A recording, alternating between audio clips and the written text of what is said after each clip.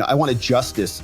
I didn't want to just push people through like a sausage factory and have them come out the other end because a prosecutor wouldn't even look at my case. We found a bullet, like it was lodged in one of our computer screens. Take people like Liz Cheney and you take people like Benny Thompson and you allow them to just run wild, use the FBI to serve subpoenas on Steve Bannon, to serve subpoenas on Peter Navarro, and to criminalize the whole process. That's a perversion of justice. And if somebody called me and said, I want to make Trump look sympathetic to people and like a victim of persecution, I would have said it's impossible. You just can't do it. And I don't know how they pulled it off.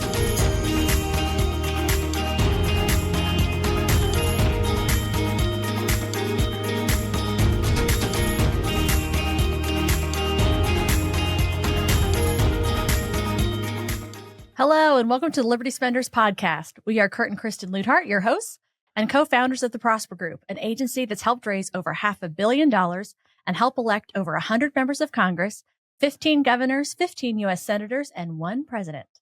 And now, in addition to helping political candidates get elected, we're helping your business get elected by answering this question. What if you could exponentially grow your business by tapping into a lucrative and engaged audience that we call Liberty Spenders? Now, Liberty Spenders are politically conservative or Christian consumers. We have identified 76.5 million of them, and they're looking to buy from businesses and brands that align with their values. To learn more about that, you can get access to our new best-selling book at libertyspenders.com/free. Our guest today, somebody I'm very excited about, Robert Gouveia. And I have watched his YouTube show many times. I find it super fascinating. We're just thrilled to have him. Robert's based in Phoenix. He's a criminal defense attorney. He's traded the courtroom for the camera. As host of Watching the Watchers Live, he's a legal eagle turned truth warrior. I love that language. Love it. Streaming daily on YouTube and Rumble, which we're going to pause on because we do a weekly show and I feel like it is the hardest thing I do. So a daily show, I'm impressed. Covering high stakes cases, think the Trump trials, Kyle Rittenhouse, you name it, all while calling out corruption in police, prosecutors, and politicians. After co-founding R&R Law Group in Scottsdale, he stepped away in 2023 to focus on this, shining the spotlight on justice and accountability. He's an author, too, of Beginning to Winning, the guide for young lawyers, and proud supporter of Eric's House, a nonprofit close to his family's heart. Robert's here. We're going to get into it, breaking down how law, liberty, and standing up to the system tie to living to life on your terms. Robert, thanks for joining us. Welcome. Kurt, Kristen, thank you so much for having me. It's a real treat to see you guys again. Yeah. I've of course seen this evolution, and I can appreciate Watching the Watchers and how it's a real labor of love to create something like that. But it has to be a big pivot from what probably you were sitting in college finishing out your degree, thinking, okay, I'm going to get into criminal defense, and now you're on a show. So talk about that evolution. Was there a moment when you're like, I think I got to do this, or how did it all evolve? Well, the show in many ways was born out of necessity. It was kind of birthed out of the COVID era when everything was locking down. Everybody was freaking out. I was very nervous and concerned about what was happening. I was looking around and watching fellow defense attorneys and other people who I had a history of working with who would stand up to the government, right? As a criminal defense attorney, that's what you do, is you fight against the government. There are prosecutors who are prosecuting people, and you stand firm against that. You say you have to prove your case. You got to meet the standards beyond a reasonable doubt, right? A presumption of innocence and constitutional rights, all these things, right? We love these things. We cherish them. And so back during COVID, when March hit and we had the national lockdowns and all of the governors were issuing these executive orders and businesses were shutting down, right? Gyms, barbershops, restaurants, mom and pop stores were all closing down. I was, outraged. First of all, I was furious with what I was seeing happen. And I saw many other defense attorneys and other people who I thought would be standing up for this stuff, screaming about the fact that, hey, we've got clients who are in jail right now. Like, we can't shut down our representation of our clients. Like, they're still having to face the consequences of these allegations against them. And so we can't just pause, right? There are certain things that we can't just stop doing. And when I didn't see a lot of that bubbling up or percolating in the legal community, we started the show called Watching the Watchers. And one of the first things I was doing was taking the lockdown orders from the governors and putting them on the screen and saying, where do they get this unilateral power to make these blanket proclamations that shut down the economy across our state and then, largely the country? It was birthed out of that. Now, also, I was very nervous for my own business, right? As a criminal defense attorney, our clients, right? They come in, our clients are out in the busy world. They get traffic citations. They get other allegations like domestic violence and many other things. If the country is shut down, our business, is kind of morbid as it is to say you want more criminal activity so you get more clients, right? That's not really what I'm saying.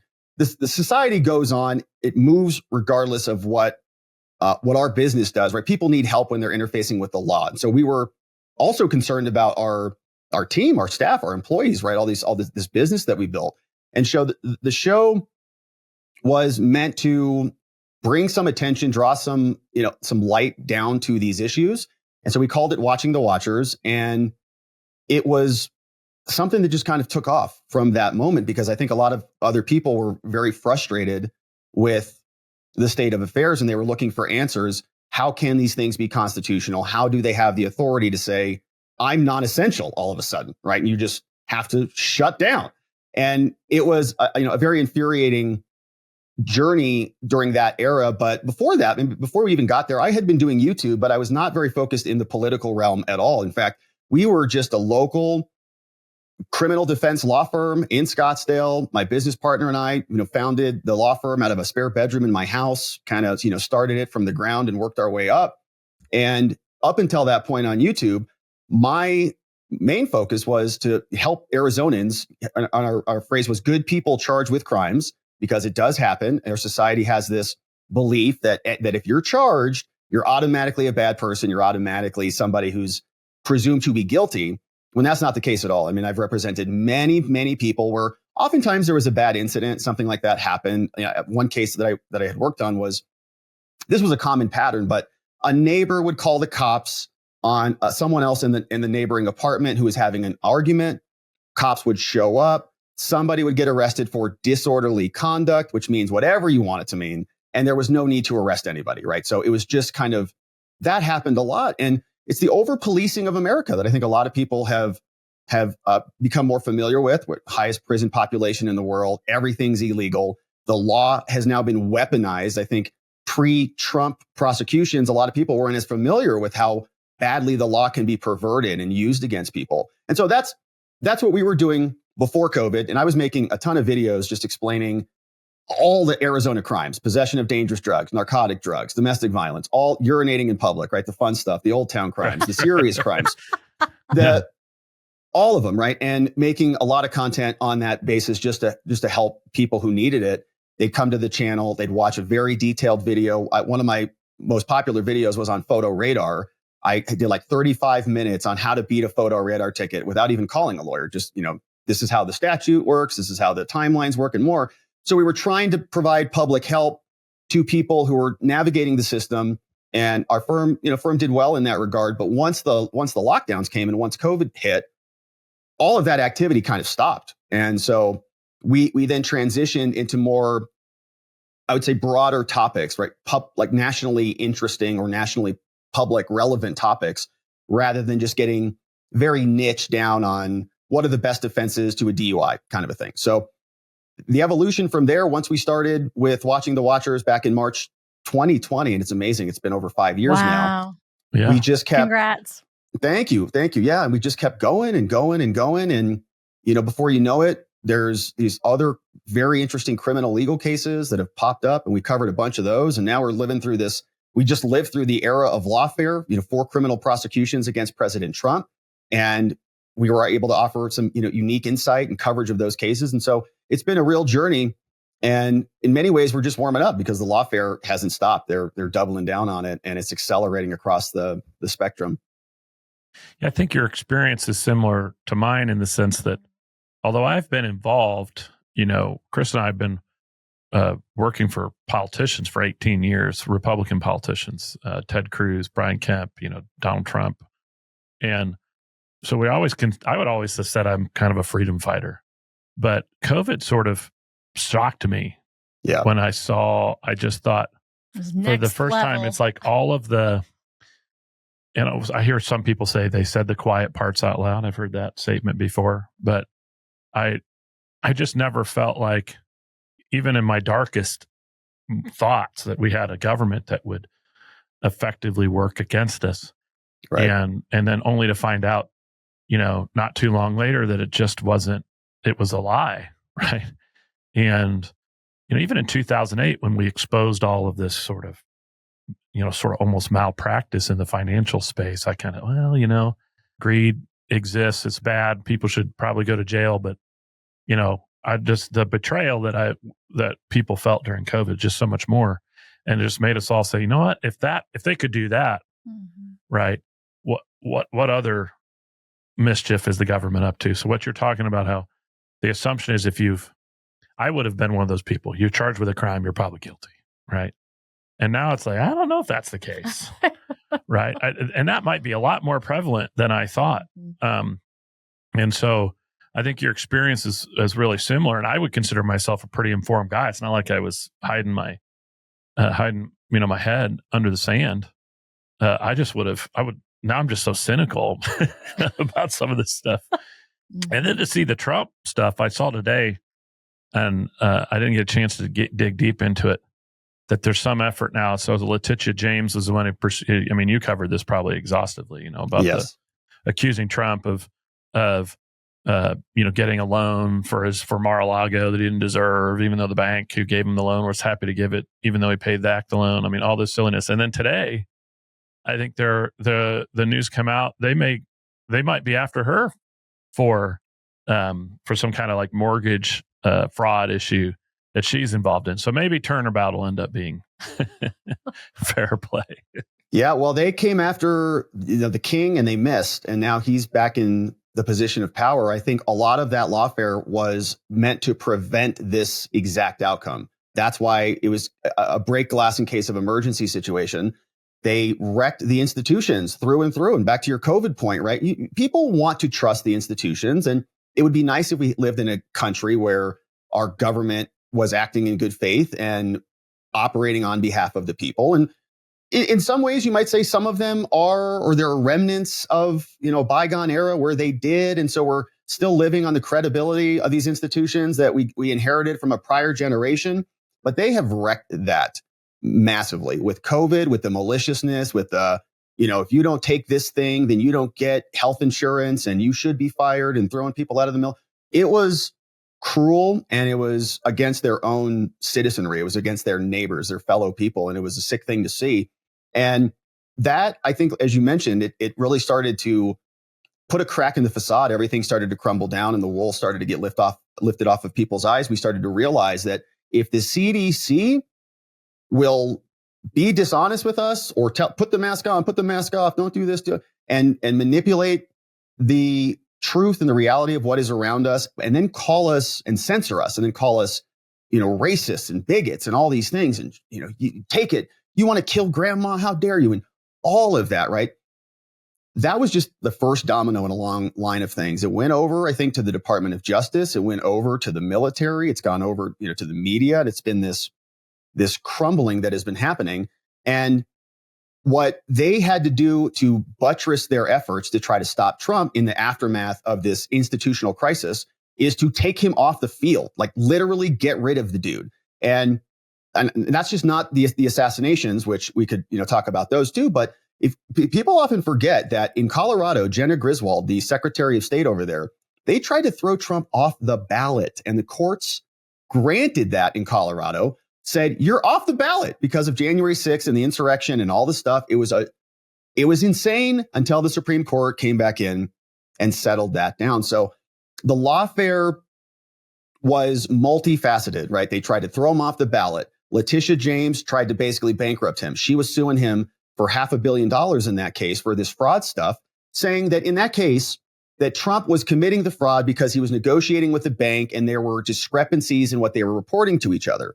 And this is pretty standard stuff, right? Trump comes up with a statement of financial interest. This is what I think my assets are worth. There's a disclaimer in there saying you're a big bank. You do your due diligence. You review these things. You give us the loan based on what you want to provide the loan. So it was standard stuff, right? All commercial transactions, totally above board. These were sophisticated buyers. There were disclaimers. There was nothing in there. But Tish said that there were discrepancies and that the bank should have known about them and that she's substituting her judgment for the bank's judgment. And the bank should have charged him more. And so then he's got to pay this penalty for defrauding some other private party who's not even complaining about any of it, right? So it's insane. It's like, follow this trail. It's wild. Now, and all of that was just, one case against President Trump. Now, meanwhile, to go back to Kurt, what you mentioned about this criminal referral for her, she's also got various properties in various locations. So I think one was in New York. There was another one, I believe it was in Virginia. And in these documents, there's this great guy who does white collar defense, I think is the name of his website, or white collar fraud or something. He's been like a dog with a scent on this case, and he's got actual documents from her leases and her deeds and all of these things. And there's discrepancies about whether it's a five resident property, whether you can have 5 different kind of subdivisions in there, or it's a 4.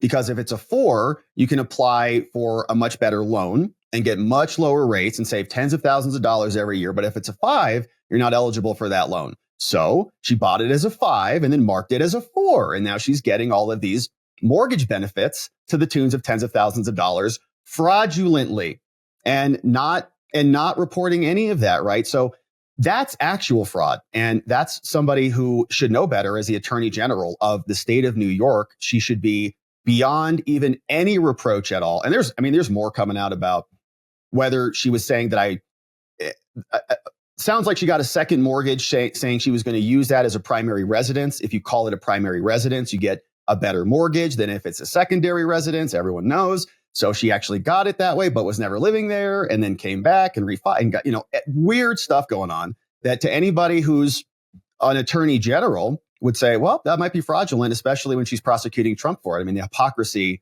is just disgusting. But like you said, it's now coming back to bite them because they tried to stop Trump. They tried to take him out. Those 4 other criminal cases were meant to put him in prison and they lost. So now the power shifts. The political joke I've always made is if you had sat out if somebody called me and said, I want to make Trump look sympathetic to people and like a victim of persecution, I would have said it's impossible. You just can't do it. And I don't know how they pulled it off, but in this process, they made him look like a victim. And my experience was a lot of folks who may have felt, they may have voted for him in 2016, weren't sure about him in 2020. Maybe they were kind of ready for a different look. By the time all these court cases were going through, they're like, well, man, this guy has been, persecuted, right? Mm-hmm. And so it was I thought we couldn't have orchestrated, Trump couldn't have orchestrated it any better, other than the fact he's still perhaps on the hook for some of this stuff if he can't entirely resolve it. And I also thought it was super instructional, right? As soon as he's convicted of this issue with the mortgage, the state of New York's out there saying, well, wait a second, folks. Okay. Everybody else who owns real estate, don't get too freaked out because we know you all do it. Yeah. This only applies to Trump, right? It doesn't really apply to, so don't start selling your real estate in New York because you're afraid you're going to get prosecuted. We only prosecute Republican candidates for president.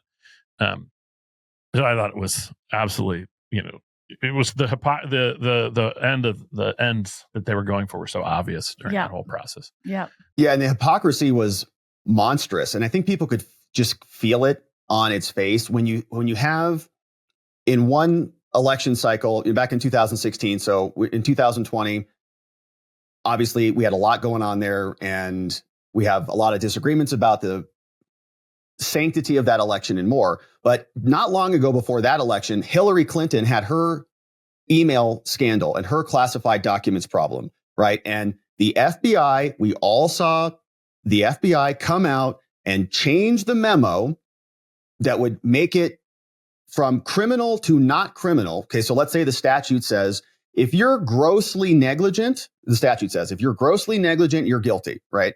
James Comey just came out. He crossed out grossly negligent and just wrote extremely careless and said, oh, well, that's a different standard than the grossly negligent standard. And so we can't prosecute her. And so no reasonable prosecutor would bring charges against Hillary Clinton. And Hillary Clinton had an email server with classified documents in her basement that was totally unsecure, sending emails back and forth. She was never the president, never had the right to do any of those things, had no declassification authority or any of those things at all. And she got off scot-free with a slap on the wrist, and everybody tried to cover that up. We all saw that. Then we saw after Trump was charged with the Mar-a-Lago classified docs garbage. And by the way, Trump was the president. So by virtue of removing those documents, that's, in my opinion, that is him taking possession of those documents. Whatever needs to happen in terms of declassification or whatever, it's done. Otherwise, if he has to like fill out a form or get permission from somebody to declassify something, that person who controls the form or approves the form is the president. They control the declassification power. So Trump, he's the president. He has the highest root access to all of these documents vis-a-vis anybody else in the whole country. And they charged him with a crime for that. Multiple crimes. Raided his house with armed agents, went in, ransacked his wife's bedroom. They were in his wife's closet going through her stuff. They were in Barron's bedroom going through his stuff. It was a scandalous thing where the FBI raided their political opponent for nothing. There were no illegalities that were happening there. In fact, before that raid happened, Trump invited the FBI and others to come down to Mar-a-Lago to review the skiff to make sure they were happy with its security and all those things. And Jack Smith and the rest of the prosecutors like Thomas Wyndham and Jay Bratt, who were all part of the anti-Trump team before Jack Smith was even appointed the special counsel prosecutor there, were all involved in this collusion. So then they charged him. And then after that, so we have like this contradiction sandwich that's forming. We've got the Hillary Clinton classified scandal. Then they charged Trump. Then Biden gets busted with his classified documents. He again was a senator. He was not the president. He had documents for how long? Like in multiple locations. And they cleared out the Penn Biden Center. They cleared out his office. They cleared out his garage. There's evidence that his son, Hunter Biden, was reading these memos and sending them in emails as security updates to his contacts in Ukraine when he was working in Burisma. The whole thing's just a total scam. Trump never did anything, not even remotely not even 1% of anything that these people did. And they raided his whole house. They didn't do any of that for these other two. So we got to see that on full display. And I think, as you mentioned, it's like, you may not like Trump, but you can still understand when you're getting abused and when somebody's getting abused and taken advantage of. And I don't think anybody wants that in the country. Yeah. We had Brad Parscale on our show probably 3 months ago now. Mm-hmm. And for those who don't know, Brad ran Trump's 2020 campaign and also worked on his 2016 campaign. So during that whole sort of dubious Russia-gate thing that they were working on, Brad said the FBI showed up 5 times at his house, and there's a different standard. You probably understand this better about warrants and justifications for a congressional investigation. He said by the time the 5th time they came, they were knocking, they weren't raiding, they weren't coming with guns, but the FBI agents were embarrassed they were even there. Yeah. And he knew them all by their first name. He's like, I can't believe we have to be here. We've got a list of stuff we have to read you and ask you. Sorry. This is kind of stupid. Let's just get through it. And, just to know that, people I know, Brad, who hired us on the Trump 2016 campaign, was going through that. And, the personal toll he took for that role. I mean, unbelievable. And the money, right? What he has to do to defend. I mean, it was just, as he was going into the details of that, it was extremely eye-opening. And it's maddening to find out there's no they didn't have to, just a congressional investigation. They didn't have to show any reason that they had to show up at his house. It wasn't like I picture, right? There's some kind of warrant and it says that we have the right to do X, Y, Z. They're just there, And I we've talked about sort of the high profile stuff that, what's going on with Trump but I'm kind of curious because I suspect, from your introduction that,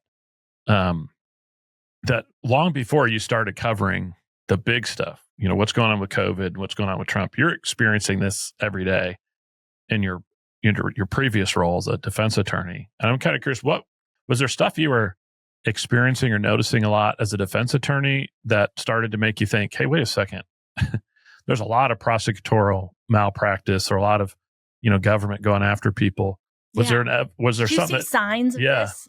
Yes. So I actually went into law school wanting to be a prosecutor, believe it or not. So my first year of law school, we took criminal law, and in criminal law, they put you in, these groups, and you do all these hypotheticals, and you do these debates about Miranda rights or searches and seizures. And they, the class will kind of bifurcate into different positions. Somebody give you a hypothetical. The police went into this person, they seized this property and they took it out. Here's was their excuse to get in. What do you think? Did the cops have the right justification to go in or not?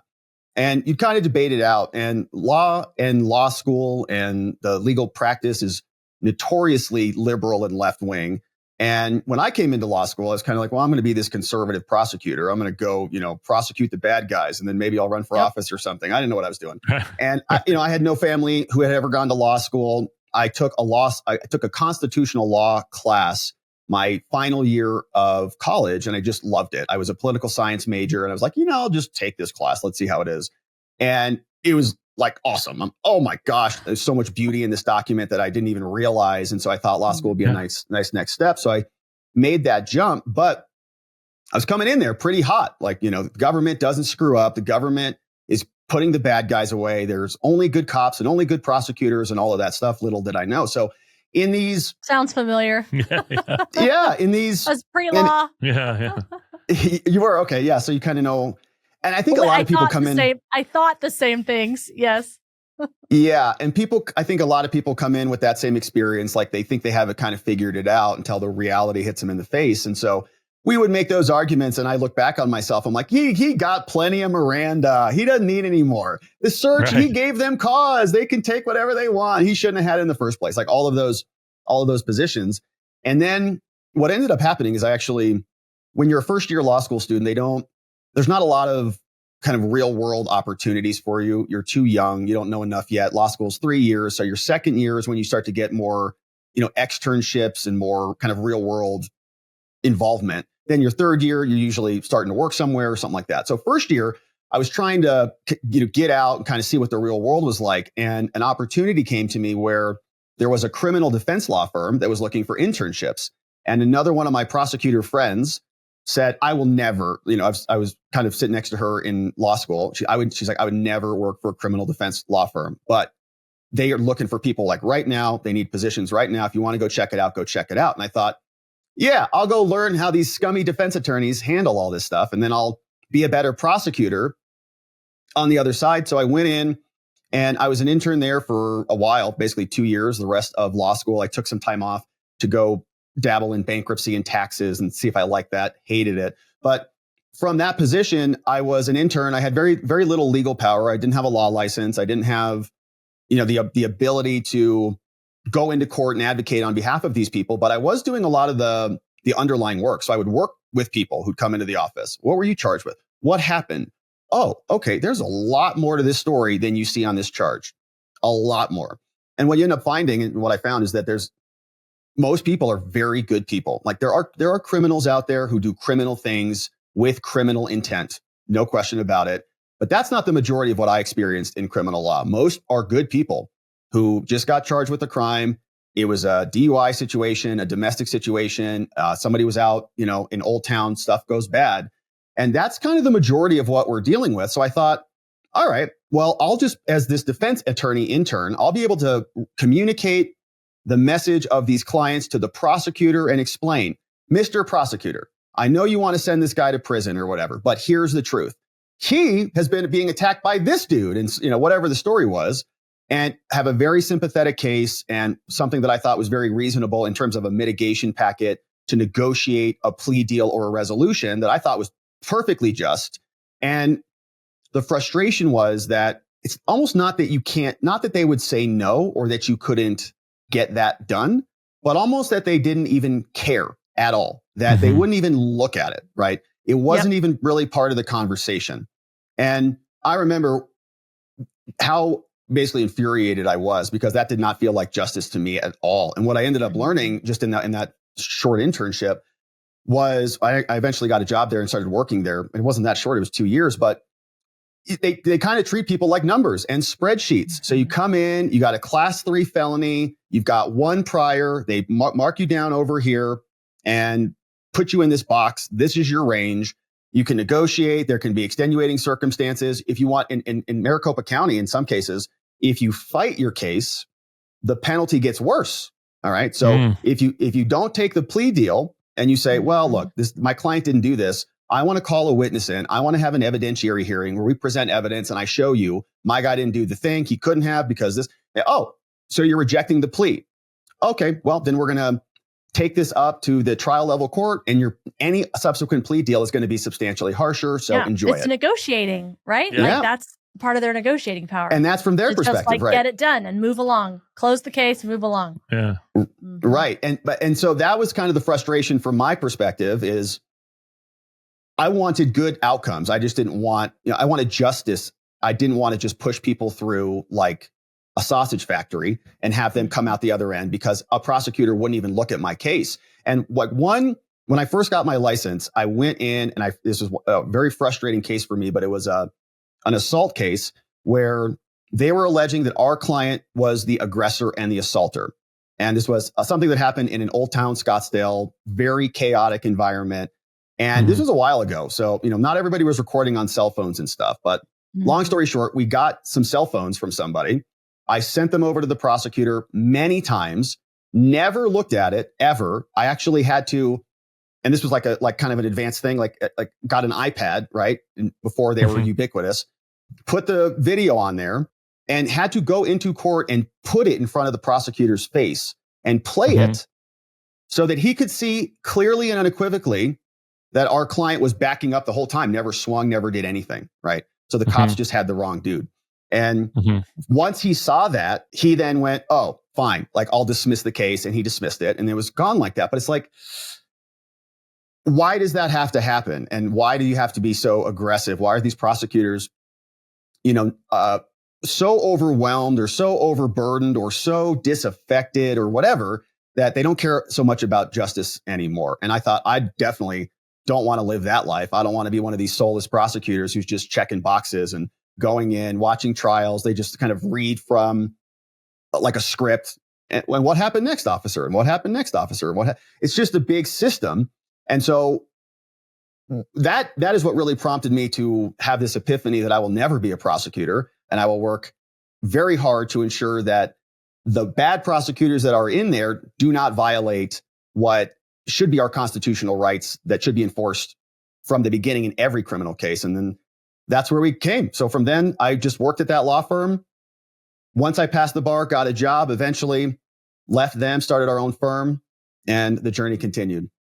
Yeah, it's such an interesting experience, and of what you're talking about. And every time you say something, I start getting a mental picture of how I would have, I watch a lot of Law and Order, the back in the day, right? And the defense attorneys are a bunch of hippies, right? And the my good sort of Republican leaning prosecutor, right? So I would have totally been in that same spot, and then to have that kind of feel so much different to me now is such a massive change.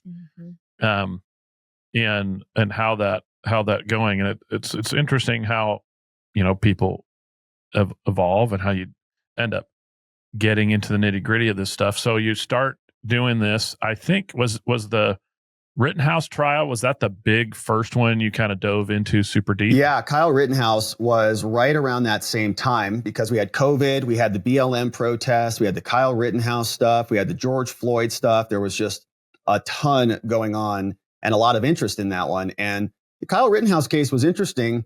One of the most interesting videos I think that we did on that added to the conversation was we pulled up the audio wave files of the gunshots. And we kind of matched a flash in the crowd with another video and the sound. And so there was a big debate over whether Kyle Rittenhouse shot first or whether somebody else was shooting and how it all broke down. And so we were just breaking down the video footage. frame by frame, essentially saying, okay, here's where the gun went off. Here's where Kyle Rittenhouse was. Here was where Rosenbaum was chasing him, and how they, were under attack, essentially, all during that so-called Summer of Love, where all the fiery but mostly peaceful protests were happening. And that case got a lot of attention because I think, to harken back to your prior point about these contradictions and these hypocrisies, we could see during that time cities burning down. We could see that was the incident. The trial obviously was much later, but we got to watch it. We got to see CNN telling us we were morons and lying to our faces about how peaceful and nonviolent these were. And then when you compare and contrast that, and they've done analyses on those numbers, like the Summer of Love was I think $2 billion of total damage. And you compare and contrast that to January 6th, which was more like $2 million of damage, right? You had riots and protests for 4 months versus 4 hours, right? You had buildings burnt to the ground versus people just walking right back into the Capitol and voting to confirm the next president on that same day. And so when you take people like Liz Cheney and you take people like Benny Thompson and you allow them to just run wild, use the FBI to serve subpoenas on Steve Bannon, to serve subpoenas on Peter Navarro, and to criminalize the whole process, that's a perversion of justice. And I think that is ultimately what led to their total lack of credibility. People don't want to live in a society like that because I think people realize they could be next. Yeah. I mean, to your point, we are prior to COVID, we had an office right downtown Indianapolis. I mean, I guess we still had it afterwards, but and so we were right by the state capitol and across the street. And thankfully we were up on the 5th floor, but during that whole, Summer of Love thing, there were riots right there and they broke all the windows on the 1st floor and caused a ton of property damage. And it was part of the reason why when the mask mandate started being lifted and we could go back to the office without as much drama, a lot of our employees didn't want to go back because they didn't feel safe and they didn't feel like they were protected. And a couple of businesses, one of our favorite businesses across the street, I don't think ever reopened. The donut and this shop. was in the red state of Indiana. I mean, not Indianapolis is not, but you just think no, that's not us, right? That's not going to happen here. And we absolutely saw that. And I remember going back into the office when we were trying to take stock of what we had. We were in the process of trying to sublet it, right, for anybody who did want to come back. And we were going through that and we found a bullet, it was lodged in one of our computer screens.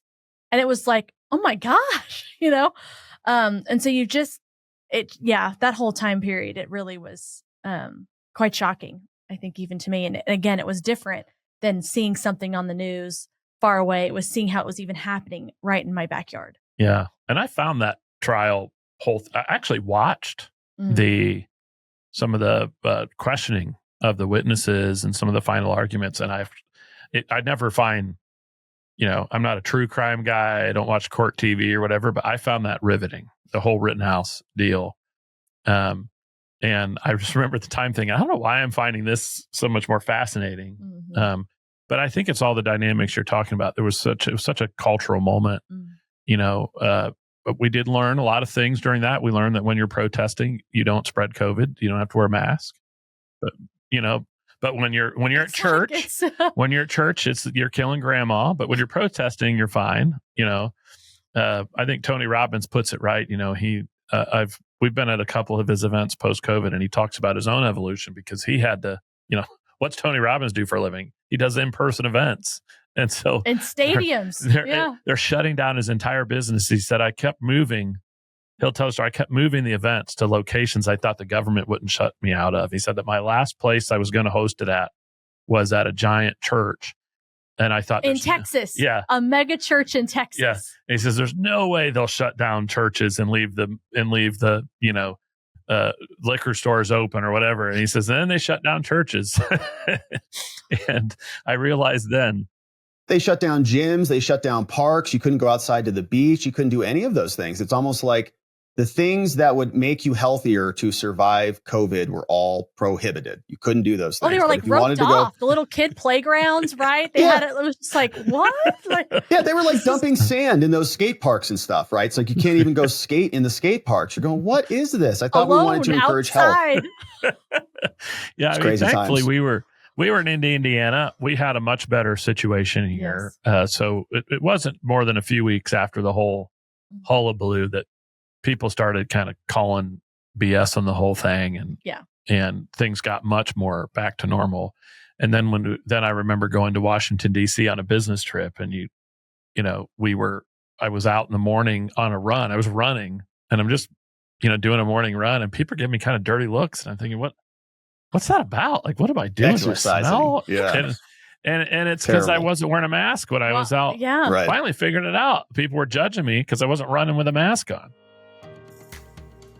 Hey, business owners, did you know there's 76.5 million faith-based and conservative consumers that are looking to support brands that align with their values? That's a $5 trillion opportunity, and if you're not tapping into it, you're leaving money on the table. Our new book, Liberty Spenders, is your ultimate guide to reaching this influential audience using conviction-driven marketing. That's right. We break down real-world strategies that successful brands are using right now to connect with this audience authentically, build trust, and drive long-term business growth. So if you're truly serious about standing out in today's crowded market, grab your copy today on Amazon or visit libertyspenders.com. And don't miss out on this revolutionary strategy called conviction-driven marketing. I wanted to sort of, in a way, pivot to a slightly different topic. It's sort of on, but a lot of our listeners are business owners. And I am absolutely fascinated by the success of your show. And, you've built a good subscriber base. So there's something kind of tactical about that I think other people could learn from. I'm sure over time you sort of experimented, what makes a show entertaining? What things did you do on your YouTube channel to make, to optimize? What are some of the like tactical media lessons you've learned as you've grown the Watching the Watchers show? Yeah, it's a great question. It has been a journey, and I have tried a lot. And I think that is a big thing that I would recommend is find your groove. And really, for me, it came down to authenticity. So if you look back during my content creation journey, and you can even go back on my YouTube channel and look at these videos, I tried a bunch of different formats. I tried to be other things that I thought was right or popular or worked.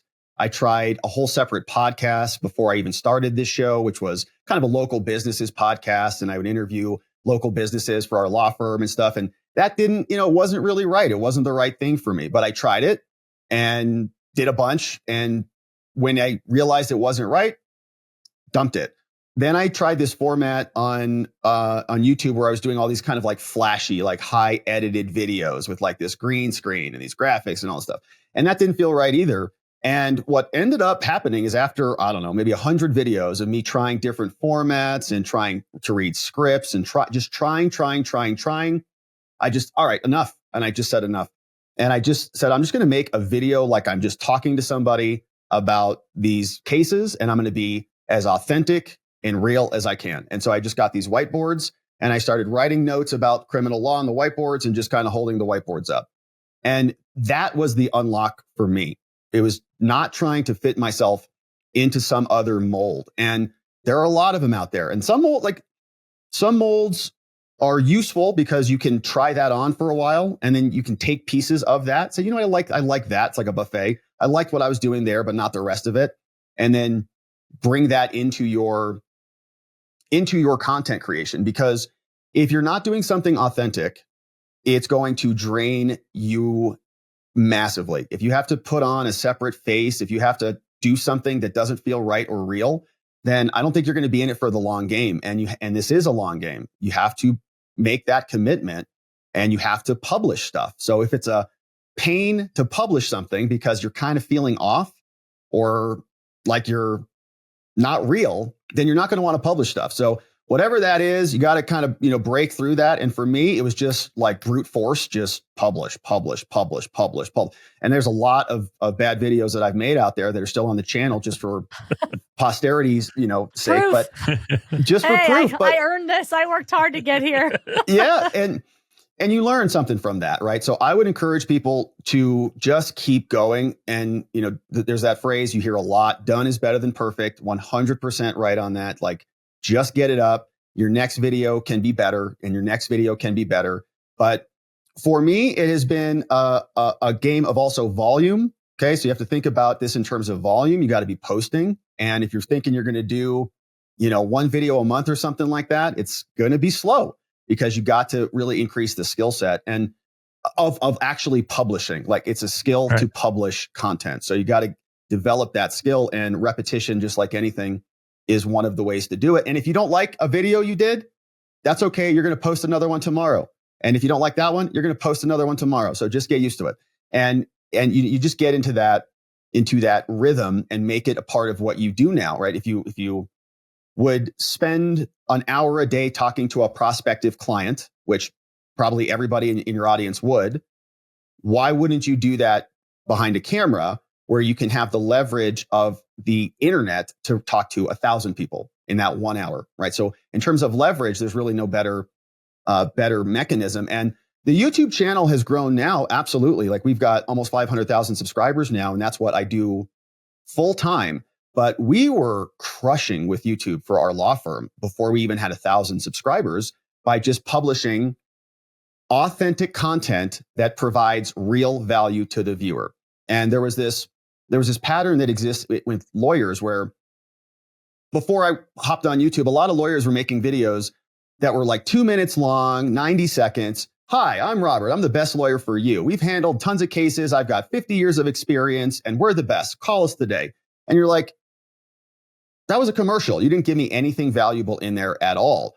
So then when you flip that model, and lawyers in many professions do this, doctors and gurus and all sorts of people try to hide the information behind the wall, right? I'll only help you if you call me and hire my law firm. Well, I made like 450 videos that were long videos, like average 8 to 10 minutes, explaining how the statute works. The longer videos did better even. So like that 30-minute photo radar video where I walk you through explicitly how the dates work. If this happens, do this. Tens of thousands of views. And every one of those views is by somebody, because the content is so targeted and niched down. It's specifically for Arizona photo radar tickets, for speeding or red lights. Like, it's specific. Those videos are not going to go viral, but anybody who's searching for that and watching that is going to be a prospective client. And so if you do that at scale, if you do that times 400 videos for whatever your profession is, you're casting a very wide net for people to interface with your content. And your content's great because it's actually helping them. You're actually giving them something substantive to do. You're not just puffing yourself up. And lo and behold, people will say, hey, thank you for that. That was a really nice video that you made for me, answering actually the question. And before you know it, they'll call you. I mean, we got more people calling for photo radars. I kind of made the video so people wouldn't call us for photo radar. Right. Just watch this video. You don't need to hire us. Just watch it. And they called it anyways. My situation's actually more complex. So we started getting people who, instead of having one photo radar, would have 10 or 15, right? Because the way those work is people would get one on the way to work, on the way home from work every day for 2 weeks. Then all of the notices would go out at the same time. And they'd get a stack of mail of 28 tickets in their mail, right? And it's like, well, if one cop would have just pulled you over, you wouldn't have gotten the rest of the 19 tickets. But it's a money-making thing. City of Scottsdale makes millions of dollars a year from that, millions and millions. So the point is, if you're authentic, if you're providing actual value, that's the long-term game. There's a lot of tactics out there. Make these types of thumbnails or do content, trend news jacking, right? So whatever's popular, make contents about that. Like, all of those are great. Those all work.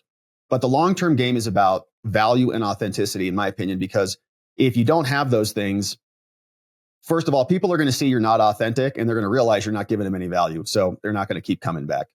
Yeah, our BS meter is really high anymore. And so I just think that's spot on. And I think the other piece a very tangible advice weaved in with what you said for business owners that we talk to them about is, there's sometimes there's resistance of, well, but if I tell everybody how to do this, I'm giving away my secret sauce. I'm giving away my expertise, and then they won't call me. It's like, no, it's amazing. Even in your example, you're giving people how to do that. That's just helping them trust you. And good clients, they don't want to do it themselves.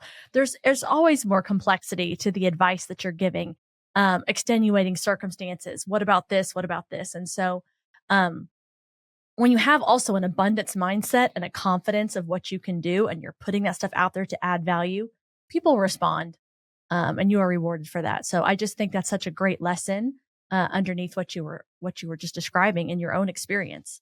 But for people that have that hesitation, don't do it. Do it, and and that marketing serves it serves multiple pieces, right? You're attracting people who are interested in your content and who need your goods and services. But also it makes the sale easier because you've pre-sold, right? That marketing just makes that whole process easier. Yeah, we had a whole playlist of like 50 videos just on DUIs, right? And we would have people who called us and they would say, I watched every single video. How much do you charge? Send me a contract, right? It was just basically done. And the idea is, you're going to have more great stuff. You should be having more great stuff. You want to constantly be coming up with great stuff. And a lot of the value that is delivered is in the execution. It's not necessarily the knowledge. Like I could watch a video or be explained, how to bake a sourdough bread, and I'm not going to do too well at that. So it's, more complicated, but I think that an unlock for me was just give it away for free, because people are going to they're going to hire you to help them actually do it. So you're just educating them, and you'll reap the rewards at the end. Mm-hmm. Yeah. I suspect there's a benefit to frequency as well. We for example, do a once a week podcast, and we're about a year in. So we're 4 years behind you. And it's great. Yeah. And I've really enjoyed it. First, I kind of, didn't like it because I didn't know what I was doing, and I didn't have any process in place. And then once we sort of got things organized, it was a lot more fun. And now I'm thinking, well, maybe we need to do more than a week. And a number of people we've talked to have said, yeah, I mean, people, particularly shorter things, when we do episodes like this, we're, this one will be a little over an hour probably by the time we're done. So that's a pretty big commitment for people. And so maybe more frequent, 10 minutes, 15 minutes makes sense. And so I don't know if maybe you're also noticing there's a frequency like that. You're doing it every day, and that's helpful. What do you have any sort of opinion on the frequency of posting? Yeah, I think more is better. I think the general target is to get to dailies. If you can, right? Depending on what you want to do and what you want to accomplish. Like when I was running my law firm, what we would do is, because I was also practicing law, running a team, managing a bunch of people, it was not possible for me to do a daily live stream until our firm hit a certain point and I could replace myself to focus full time on the content. So we just went through a natural evolution. But what I would do literally until I started to build, a system, is I would come in on the weekends and I would record 10 to 14 videos a day, and I would just go through them one after another. I did it on whiteboards. I still think that's a valuable methodology for people who want to be visual and can draw and stuff, because people want to see the knowledge come out of your brain onto the board. And if you can demonstrate that without notes and crutches, it looks impressive. It's, that guy knows what he's talking about there. So I would do a bunch of those. I would do like 10 to 14 a weekend, and I would literally change my shirts, right? Come in, change my shirt, and we would schedule those out and batch those out over 2 weeks. So then every day we would drop a new video on a substantive topic that's, 8 to 10 minutes. And it is, it was a good format for me. It worked well. I did it for a long time. We pumped out 450 videos that way. And that's because my content wasn't really fleeting. Like it was going to be valuable because it's more evergreen. It's legal content that is evergreen. But now content's fleeting, right? What I talk about any day on the show is old news the next day. So I'm now the format, the model has changed a little bit. So now I'm writing the trends and I'm commenting on stuff in real time. And what we have developed in our community and on our show is a relationship. I mean, we have members, we know each other's names, people buy members for each other. We have an actual like conversation every day. And it's a real beautiful thing that happens. And so we're going through history together is really what it has morphed into. It's not like I'm creating evergreen content that can sit on YouTube. And like that works very well for many businesses. You don't have to be an everyday type of person unless your business requires that. But there's a great value in that too, right? And I've recommended this to many people. If you're somebody in any space that gets updates, which are most spaces, like if you're a doctor and you talk about, regenerative wellness or something, there's always going to be studies every day. There's going to be a new study to talk about or a new topic to talk about. So you could be the influencer, the pillar in that way on that one topic, just covering the latest there. But we're in politics and law. There are lawsuits every day. There's too much to cover, honestly, and we can't get to it all. So for us, it makes sense, and it's an appropriate tempo. But that might not, apply to every business where you have to be live every day. But I would think about it in terms of developing a relationship. And the more time you can spend with your audience, your community, your customers, the deeper that relationship will be. So, the faster you can get there, as long as it makes sense, as long as you're not, wasting valuable time, what's the ROI on your investment in this platform? But I would encourage people to try it. And my first podcast didn't deliver kind of the outcome that I thought it would. I thought we would have a different interfacing with these local business owners and things like that. But I tried it, put a lot of time into it, didn't work, and then continued to evolve. And the show will continue to evolve as I evolve because it needs to be authentic. It needs to be real. I can't turn into somebody who's just going through the motions anymore because I can't, and that's not going to support me as a person. And then our community will feel that this guy's not authentic anymore, and then they'll bail. And they should, because they shouldn't be subscribed to somebody who's not being real or authentic with them. Mm-hmm. Or passionate, right? Yeah. I mean, you want to keep it interesting. You want to keep challenging yourself so that you yourself are still motivated, because people can pick up on that too. I love the idea of community going through history together. I'm going to steal that sometime. I really like the way you're looking at that. And you've got a community. I mean, this is the first time we always give our guests a link to add people to the audience. We've had one other person do that once. I think they had their spouse.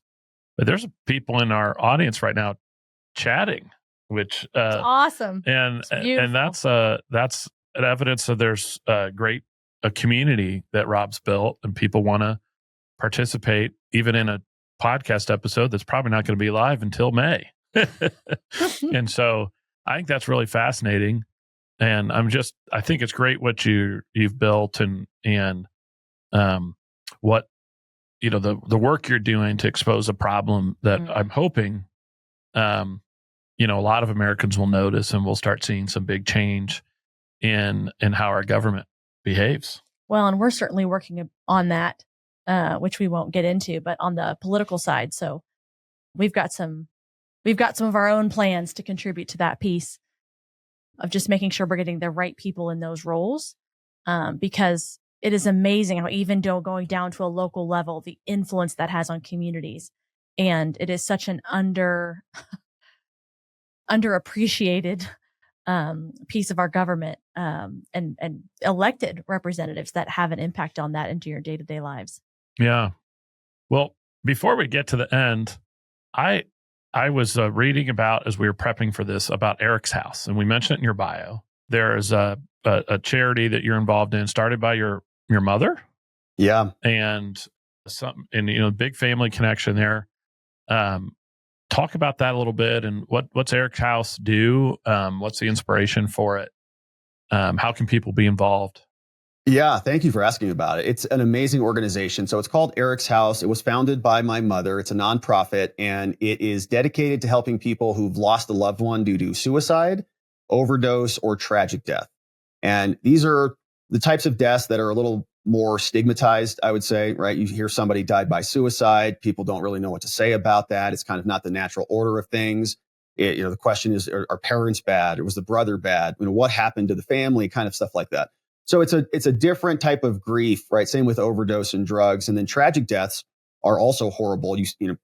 Terrible stories of a father losing, their 14-year-old in an ATV accident, and the father's blamed for putting their son on the ATV, stuff like that.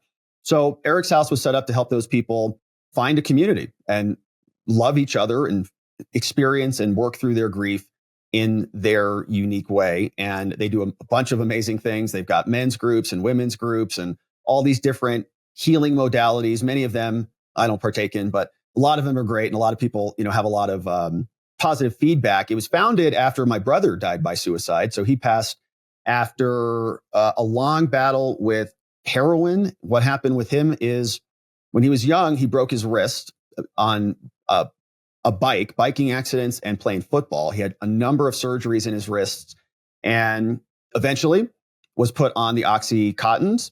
That turned into an addiction. That turned into heroin. And you kind of know the story. There was a lot of young men and women who went down that path. And so my brother passed away in 2016.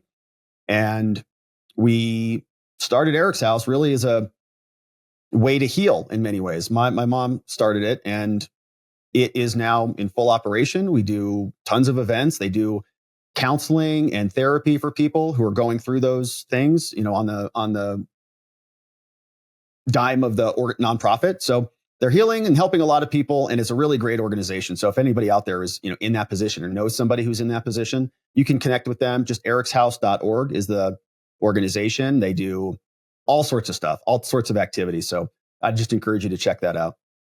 Is it based in Arizona, and are these in person, or is it like somebody who's dealing with this in Indiana can also find help? What's that? Yeah, so a lot of the activities are on Zoom. The men's groups and many of the other organizations activities are virtual. They do have in-person stuff, and it is in Arizona. I'm trying to think if there's another in-person event coming up that I know of. I don't think of anything right now. So it is open to everybody, right? As long as you can hop on a video call or hop on a phone, there's somebody helping. Well, that's great to hear. I mean, we all know somebody who's been through a tragedy like that. And to your point, you don't know what to say or how to help. And, how do you comfort somebody? And even in that description of, somebody who may feel to blame, right? Right. How do you help somebody through that? And I know for many of us, myself included, that's my worst nightmare would be I would do something that would harm, even just hurt them a little bit, Yeah. And so that sounds like an important. You said ericshouse.org. Yeah, that's the place. And there's amazing people over there. So if you're even on the fence about it, if you're feeling like, you've got some grief or you want to talk to somebody, I'd encourage you to reach out because there's amazing people there. Well, now we're going to come to our end. We're going to do, for every guest, we do a lightning round of questions.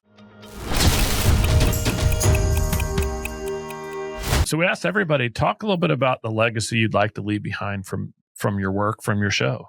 Well, I love America and the Constitution, and our show's values are accountability, transparency, and justice. And I feel as long as we can keep people engaged, keep people energized about what America is and was promised to be, then we'll have we will call that success. I have a great fear that people get unplugged from politics, that they say that it's not worth their time. You hear this often come up, like, it's so toxic, it's so bad, it's so dangerous. I don't read the news. I don't pay attention to the news.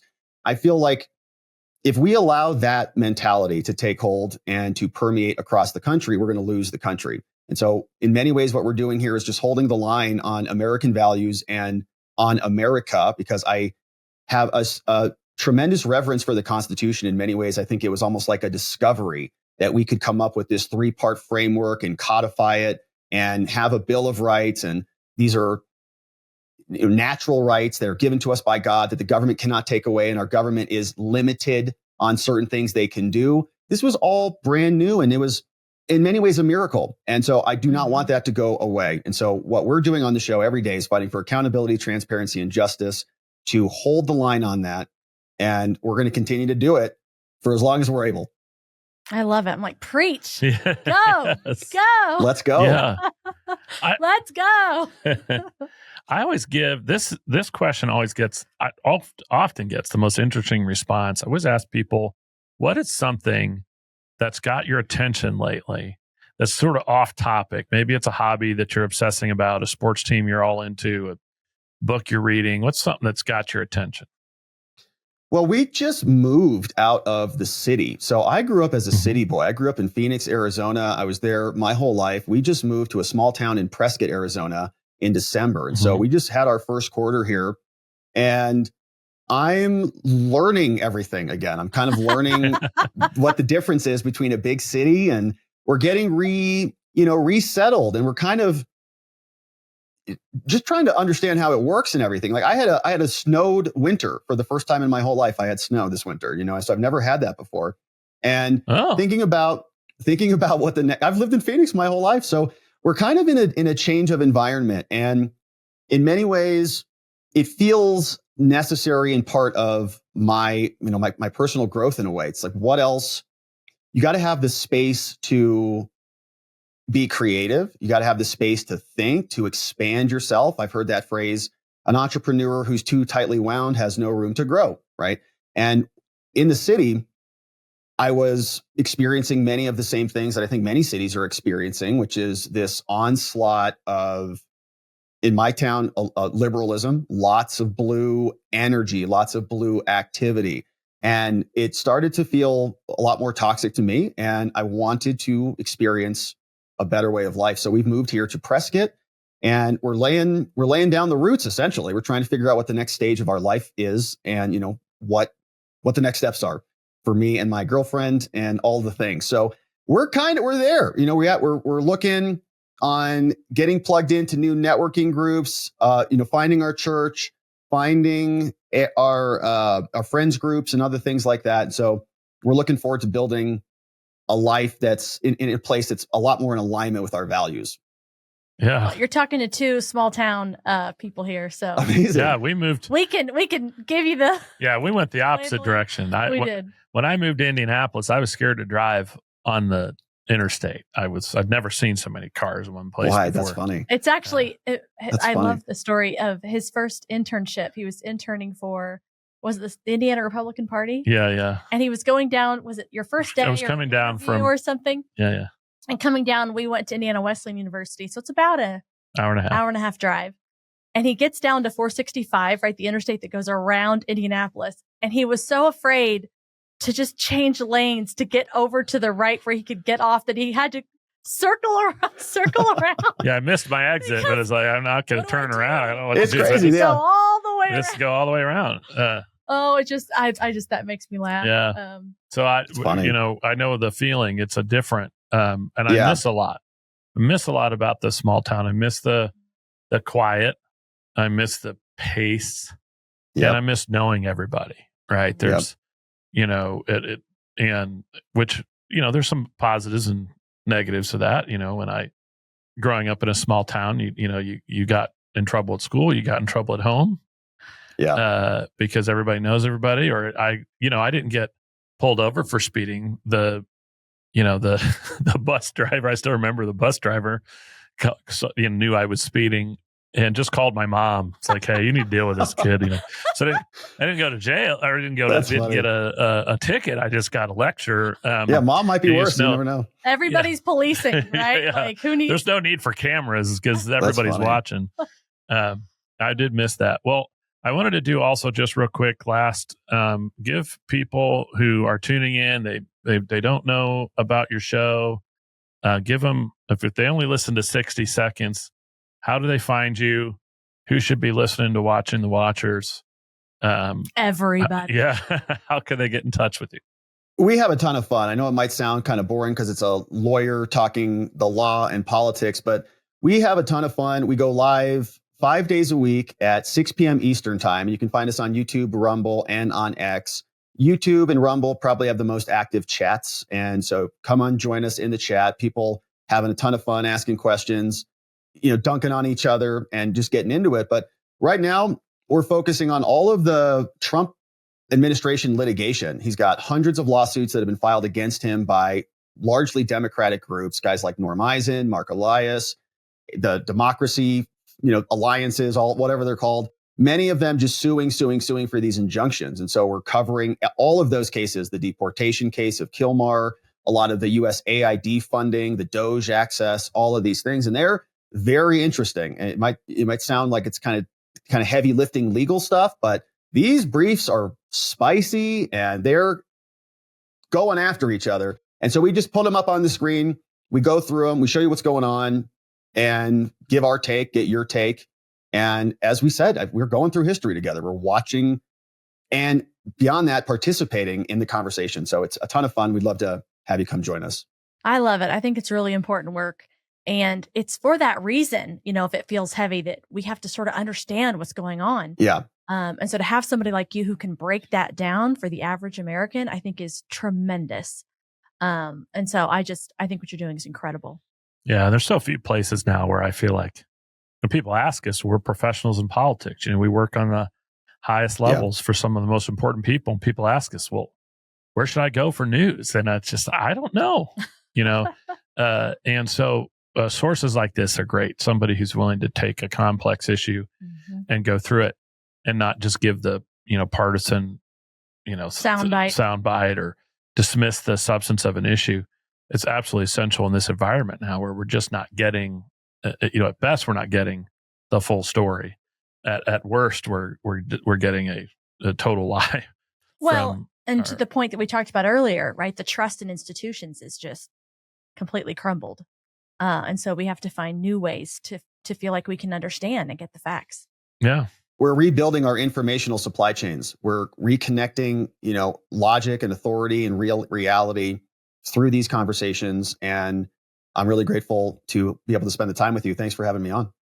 Yeah, it was great. Thank you for joining. I could have done this for another hour. Definitely. Geeking out about some of this stuff, but we'll save people's time. But thank you so much for joining. And to get in touch with Robert, hit him up at robertgouveia.com. Nailed it. And that's actually spelled RobertGouveia.com because it's a doozy. So check him out and check out a show on YouTube, Watching the Watchers. I guarantee you won't regret it. Yeah. And for his fans, thanks for joining on this audience link. That's been so fun to see some of the conversation. That's been a real honor to see that. And you guys are obviously a part of a really awesome community. So we appreciate that. And for those of you tuning in, thanks so much for your time. We know it's valuable. If you found value in this episode, please don't forget to like and subscribe and leave us a review. It helps other people find us and help us to have a greater impact. Until next time. Thanks for joining us on this episode of the Liberty Spenders Podcast. If you're a business owner, we hope today's conversation gave you valuable insights on how to grow your business. If you enjoyed the show, do us a favor. Hit like, subscribe, and leave a 5-star review. It really helps us reach more entrepreneurs and leaders like you who are ready to make an impact. And write something flattering because I read them all. Don't forget to grab your copy of Liberty Spenders too, available now on Amazon and at libertyspenders.com. It's packed with proven strategies to help you reach the 76.5 million consumers who are looking for brands that share their values. We'll see you next time as we continue exploring how to grow your business with purpose and conviction. Thanks for listening. We'll catch you on the next episode and the one after that.